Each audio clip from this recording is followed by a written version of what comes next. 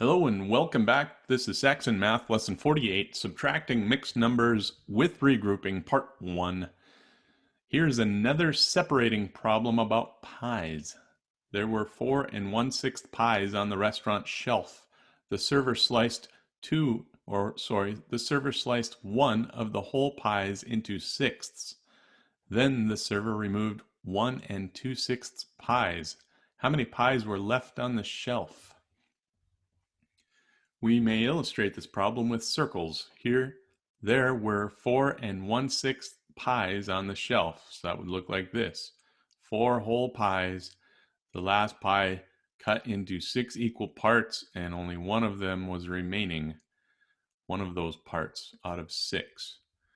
The server sliced one of the whole pies into sixths, so they split one of the other whole pies into sixths, which makes 3 7/6 pies, which equals 4 1/6. This is the same amount. This and this equal each other.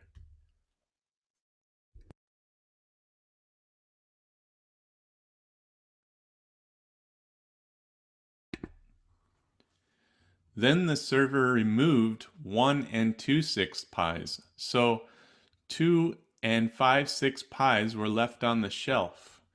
So when they removed 1 2/6 pies, that's like this. One whole pie comes out of it, another 1/6, and then that 1/6 that was remaining in that one portion, or that one pie that had a one piece left, would get the result of 2 whole pies remaining with 5/6.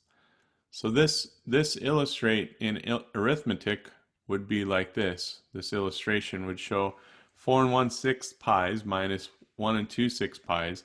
You have to convert this 4 1/6 into 3 6/6 plus the 1/6, which makes 3 7/6. That's what we did here when we essentially took those 3 wholes, and then this one, the fourth one, had been split into 6 equal parts, and you had that 1/6 left on the shelf initially, so it was 4 1/6. Remember, that's 4 1/6. 3 7/6 equals 4 1/6. So because it's equal, you can do this. 3 7/6 minus 1 2/6. Why do we do it? Because we can't subtract 1 minus 2. You can't do 1 minus 2 without getting a negative, and that doesn't really work in fractions. So we need to borrow. So what we ended up doing there was we took that 4 1/6 and we converted that into 3 6/6 plus that 1/6 that was up there. So that makes 3 7/6 minus the 1 2/6. And when you do that, you subtract the whole numbers in this case, 2, and then the 7 minus 2 there would be 5, 6. So that's how that works. Let's look at an example here. So if we're to subtract 5 1/3 minus 2 2/3, we cannot subtract 2/3 from 1/3, so we have to rename that 5 1/3. So I usually like to start by writing the problem in vertical format like this. So it'd be 5 1/3 minus 2 2/3, but I have to recognize I can't do 1 minus 2, so I have to borrow from that 5. So I'm just going to change this into a 4, and then that would be the same as 4, and I'm going to use 3/3. 5 would be the same as 4 3/3, but I have to add that. So now this becomes 4 4/3, because 3/3 plus 1/3 makes 4/3. And then I have the 4 because I borrowed one whole from the 5 to make it into an equivalent fraction with the denominator of 3, because this is a 3. So I know how many parts I need to have that split into. Then I just subtract the 2 2/3 from it. I have 4 minus 2 is 2. 4 minus 2 there is also 2. The denominator stays the same when you're adding and subtracting fractions or mixed numbers. The denominators stay the same, so that'd be 2 2/3. And that's how it would look.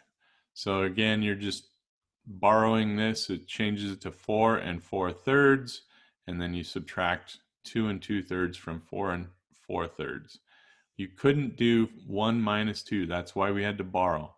And we chose 3 as the denominator because we already have 3 as the denominator here and 3 as the denominator here. So once they're the like denominators, you can do the subtraction. All right, let's try these. Letter A, 4 and 1/3 minus 1 and 2/3. Go ahead and do that. For the first one, you should have recognized that you have to borrow here. So this would be 3, and I'd choose 3/3 to be equivalent to 4, but I have to remember there's 1/3 already there. So this is 3 and 4/3 minus 1 and 2/3.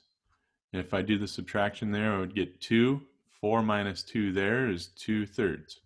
So this first one would be 2 and 2/3. Go ahead and do letter B, 3 and 2/5 minus 2 and 3/5. So for this one, you need to borrow again because you can't take 2 minus 3 here. So I'm going to make that 3 into 2 and 5/5. But I have to remember there's 2/5 there. So now I have 2 and 7/5. And then I'm going to subtract 2 and 3/5 in this case. Now I have 2 minus 2, which is nothing. I'm not going to put a 0 there, but I have 7 minus 3 here, which would be 4. And the digital pen really despises the number 4 for some reason every single day. 4/5 would be the answer to letter B. Letter C, 5 and 2/4 minus 1 and 3/4. Go. For this one, you should have had to borrow again 4, and that would be 4 and 4/4. The despised 4s. Had to do 4 of them, or 3 of them there. 4 and 4/4. But I have to add it to the 2/4 there, so this becomes 4 and 6/4 minus 1 and 3/4. And if I subtract that, I end up with 3 wholes, and then 6 minus 3 is 3, and then the denominator remains 4. Letter D, 5 and 1/8 minus 2 and 4/8. This one you should have borrowed again, 4, and this would be 8/8. I want to make that. Plus the 1/8 makes 9/8, so this would be 4 and 9/8. This is a 4. 4 and 9/8 minus 2 and 4/8. So this would be 2 here, this would be a 5, and this would be 8. That's reduced. That's in the smallest form possible. Letter E, 7 and 3/12 minus 4 and 10/12. So you should recognize you can't take 3 minus 10, so you have to borrow here. This becomes 6 and 12/12. And then 12 plus 3 makes 15, so this would be 7, or sorry, it's a 6 wholes there. 6 plus, that'd be 15/12. And then this would be subtracted 4 and 10/12. So 6 minus 4 is 2, 15 minus 10 is 5, and 12. Both of those, that's it. That's reduced. You can't take 5 and 12. There's no common factors there. Letter F, 6 and 1/4 minus 2 and 3/4. So again, you should have borrowed here. This would be 5 and 4/4. We have to add that 1/4 there, so this would be the same as 5 and 5/4 subtracted from 2 and 3/4.